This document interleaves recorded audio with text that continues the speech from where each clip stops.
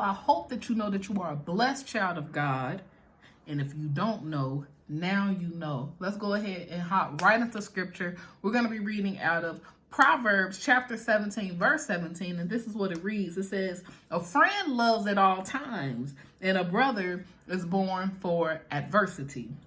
So I believe that Proverbs is very metaphoric, meaning it uses a lot of metaphors to explain what it's trying to say to the reader. And then also, if you're familiar with the book of Proverbs, then you know that it is also known as the book of wisdom, because it gives us a lot of knowledge on how to approach different situations in life, how God wants our characteristics to be. So it's just one of those scriptures to go to, like, God, if I'm dealing with this, how should I act, or how should I approach this particular situation? I think Proverbs is really good for that. But just breaking this scripture down, it says a friend loves at all times. So it's pretty much self-explanatory, but you just have that friend that's there for you, that friend that's willing to listen to you when you talk about your issues, your problems, a friend that's not envious of you, a friend that's not boastful, just a friend that loves you, that really loves you, that embraces you. That's your friend, and they love you through all times. And then it says, and a brother is born for adversity.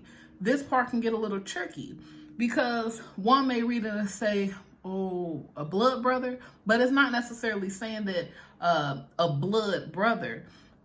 What I believe the scripture is saying is that, okay, it says a friend loves at all times.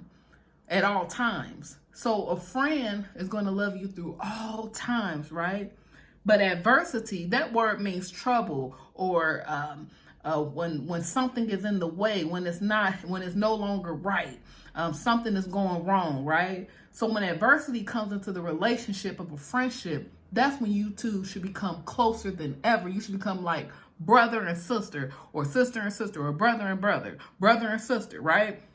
So the relationship becomes closer. So if you even think about the natural brother-sister relationship, naturally, most siblings are pretty close. So what the scripture is saying, that when trouble comes, you should be that friend that is there. You should be that friend that is supportive. You should be that friend that when they tell you a problem, you're not going to run off and tell somebody else. Or when they tell you an issue, or they come to you for advice, you should be able to give it to them in love. So you turn into just a friend, but when trouble comes, you a brother through adversity. So, it's very rare to have those type of relationships nowadays.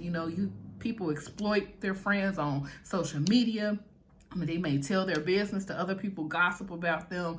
And the Bible, what I've learned just by reading the Bible, that it's really strong on just loving pure, having pure love towards people, and how it is very